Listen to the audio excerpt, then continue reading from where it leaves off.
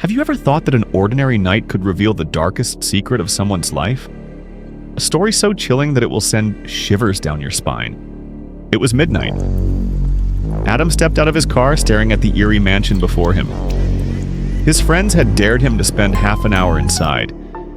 If he did, they would accept their defeat and would give him a car as reward. As soon as Adam entered, the door slammed shut behind him.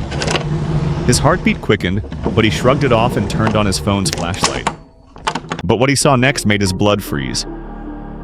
Someone was standing in front of him, but they didn't look alive. His pulse raced. "Who are you?" he whispered. The figure slowly stepped closer, its eyes glowing unnaturally in the dark. "You shouldn't have come here," the stranger murmured, shaking his head. Adam took a step back, but suddenly his foot hit something.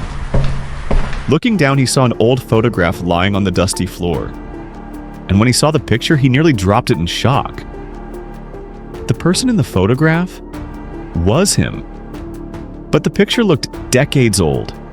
Adam's breath became rapid. He ran to the door trying to open it, but it was locked. The only way out was down into the basement. But the truth waiting down there would change everything. And then silence. Then a dim flicker of light appears. Adam opens his eyes, finding himself sitting in the same wooden chair he saw earlier. His heart pounded. No, this isn't real. Footsteps echoed behind him. Adam turned around, expecting to see the stranger again. But this time, it was himself. A mirror stood before him, but instead of a reflection, his doppelganger stood inside, grinning eerily. "You took my place," the figure whispered. "And now, you will stay." Adam lunged toward the mirror, trying to break it, but his hands passed through as if it was liquid. His reflection smirked, stepping out of the mirror, leaving Adam trapped inside. The door of the mansion creaked open once more. Adam's friends stood outside laughing. "He's been in there for too long," one of them said. "Let's go check on him."